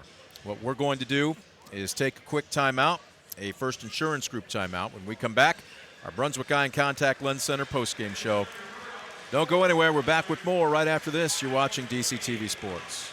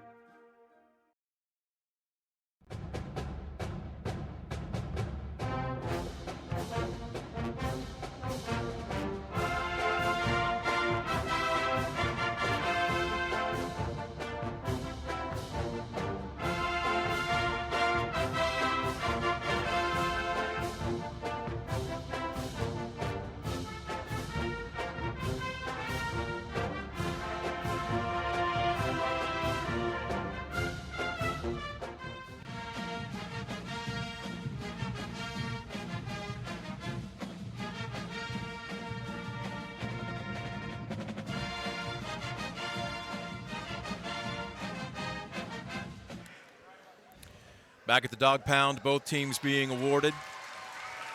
Again, Ayersville receiving their medals and trophy for district runner-up.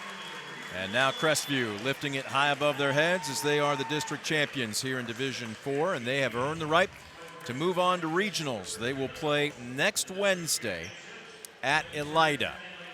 And Scoop's money is on one team in particular, but we haven't confirmed that just yet. Look, whoever it is, Scoop, they're going to have to be prepared, because this is a Crestivew team right now that is firing on all pistons. They really are. You know, we knew athletically they've got the talent to go a long way. But the other thing they have going right now is you can see that look in their eye. This is the team that wants to get back to that Final Four in Dayton. This is the team that believes they can get back to that Final Four in Dayton. And again, we talked about it. They've been there 5 times in school history, trying to make it 6. But the road will continue to get tougher and tougher as you get deep in the tournament. But wow, did they pass a tough test tonight? Because, you know, I talked with assistant coach, you know, Jeremy Best, the Knights. I talked with head coach Mark Gregory, and he had all the respect in the world for Ayersville. He said, Scoop, you and I know that these guys match up with us. This is really the first team all year that really can match up toe-to-toe with us. And, wow, He was concerned, but his girls came out firing all pistons, and really that first quarter, I thought, kind of was that icebreaker. They got things going early. Ayersville kind of got a little tight there, those 8 first quarter turnovers. But Ayersville battled back, but again, you don't have that type of margin of error when you're playing a Crestivew Knight team that's on a mission. 51-23, the final score. The quote closest after any 8-minute stretch was that first quarter. It was a 7-point differential, 12-5, and the gap only widened after that. Let's run down your Mark Moats Ford stat summary. Let's start offensively first for the Pilots. Nobody in double figures. Kirsten Manning had 8 all in the first half. She finishes with 8. 6 points for Kendra Waldron. She drained a couple from beyond the arc. 4 points for Taylor Kraft, but it's who didn't score. I think that's the bigger key here, Scoop. Allie Schindler, the team's leading scorer at just under 14 a game, held to 3, and they all came from the free throw line. She did not make a shot from the floor. What did Crestivew do to shut her down tonight? Well, first of all, they have the athletes 1 through 5 to really match up, but they certainly, they did a good job of mixing girls in on her. They did a good job knowing where she was at. When they went to that 2-3 zone, they got a lot of foul trouble. They knew exactly where she was. You could see girls pointing, talking, hey, there she is, she's coming your way. And they just kind of made her work for everything. They did a good job, too, I thought, Brent. Looked like every time she'd go through the lane, she'd get a little bump. Yep. She'd get a little welcome committee each and every time. And that can wear on you as a player. So I thought they did a great job of really being physical on her and really – that's as well as you can take an athlete like Allie out of the game. And so give that Crestivew coaching staff a lot of credit. They did a tremendous job being prepared for one of the best players here in Northwest Ohio. Rounding out the scoring for the Pilots, Addison Zartman came on late, but she drained a couple of free throws, and Belle McGuire finishes 1 of 2 from the charity stripe. On the flip side, double-barreled action. Callie Gregory with 18 points. How about Ellie Klein, though? Ellie Klein entered tonight averaging 10 per game. She almost doubled her average. She also finishes with 18 as Crestivew rode those two pretty much the entire contest. Freshman Casey Gregory finishes with 6. Maya Etzler, their starting center. Again, she is moving on to play volleyball at Ashland next season. Of course, Callie Gregory is moving on to play at St. Vince basketball. I'm not going to say anything else. You and I had a conversation off the air, but my guess is there are going to be a lot of people interested in her services as her college career wears on. Etzler finishes with 5, as we mentioned, and Peyton Hoffman scoring a very late basket in the closing seconds after the subs came in with 2. What did you have for board work and turnovers? Well, for turnovers on the night, Ayersville finished with 15 turnovers. But I only had them for 4 turnovers in the second half, so they played much stronger with the basketball. Meanwhile, the Knights turned it over just 9 times, and a couple of those were lane violations. So they were outstanding handling the basketball, especially with the up-tempo style that they have. Rebounding-wise, Crestivew out-rebounded the Pilots 27-23 on the night. Ayersville did out-rebound the Knights in the second half, but again, they just had that big hole. I know this Ayersville team had aspirations of being the second team in school history, trying to do what that 92 team did, get to the Final Four. But I tell you what, they have so much to be proud of. That was a fun group to watch this season. And if we see any type of effort that we saw on the hardwood out on the softball diamond this year, that's going to be a fun season as well. We are counting on it. We're going to take a quick timeout. When we come back, we still have some unfinished business to take care of. We'll have our Steichman Automotive Group player of the game, and we'll put a wrap on our final basketball broadcast of the 2023-24 season. Don't go anywhere. The Brunswick Eye and Contact Lens Center postgame show continues right after this. You're watching DCTV Sports.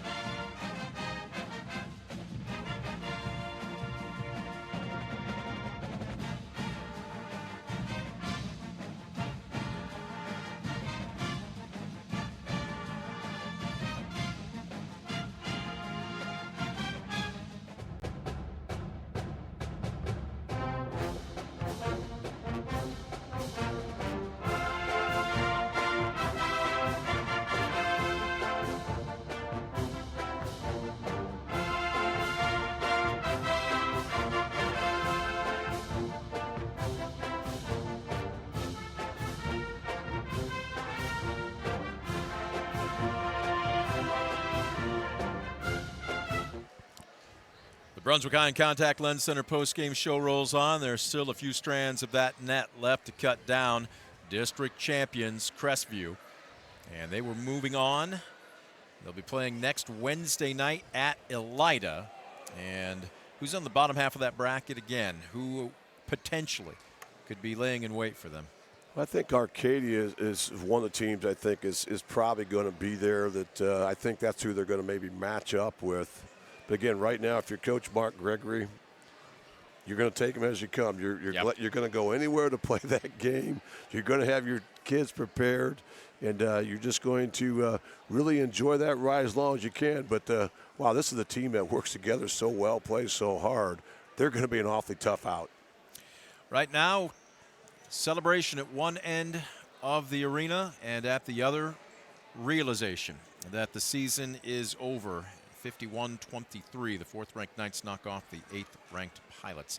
Still a tremendous season for Ayersville as they finish 24-2. They ran the GMC, a perfect 7-0.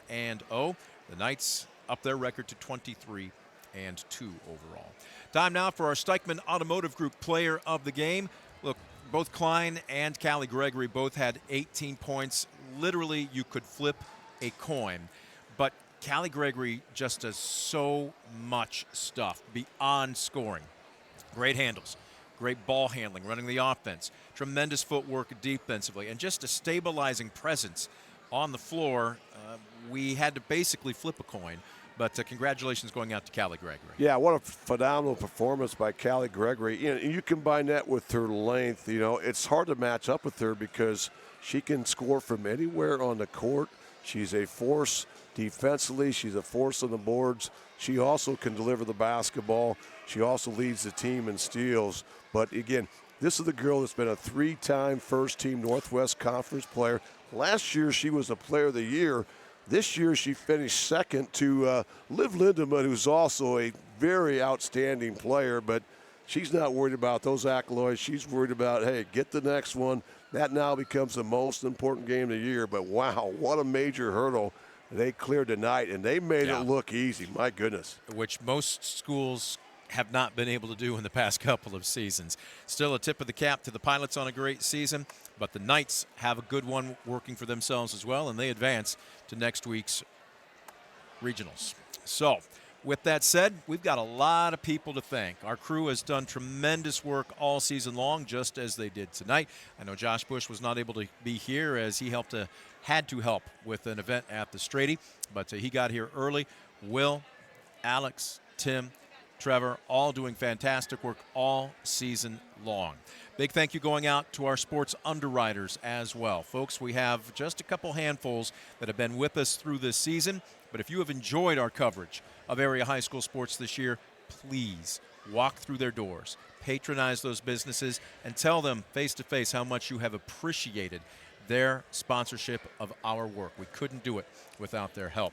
Big thank you going out to you, the fan, as well, for tuning in all season long. Scoop, we had a gentleman, just as we were getting ready to go on the air with our Ayersville Chevrolet pregame, he stopped us and said, "Are you going on tonight?" And he goes, "I watch every morning or every day after you guys post those to YouTube." So our thanks to you, the fan, for tuning in. It's nice to know that somebody out there not only is watching, but really watching is. on a regular basis. It confirms what we're trying to do, and that's bring you the best coverage possible. Scoop, as always, you've done a fantastic job. I know you and I had a chance to work several years prior to this, but you're dipping your toe into the Defiance area, and we hope to have you back again. I tell you what, there's great basketball right here in our own backyard, Yes. and it's nice to be able to maybe take it to some living rooms, but again, get out and support these kids. Yes. Wow. What nothing better to spend $5-10 on to go watch these kids compete. They leave it out there to line each and every night. What a blessing to be able to cover high school athletes here in Defiance. That's going to do it for our final basketball broadcast of the season. We hope you'll stick around. We have plenty on the docket for the spring. Just give us a little time. Once again, final score tonight, Crestivew 51, Ayersville 23. The 8th-ranked Pilots wrap up their season with an exceptional 24-2 mark, but the 4th-ranked Knights advance 23-2 to to next week's regionals. For Scoop Miller, I'm Brent Balbinot, thanking you once again for joining us. You've been watching a presentation of DCTV Sports.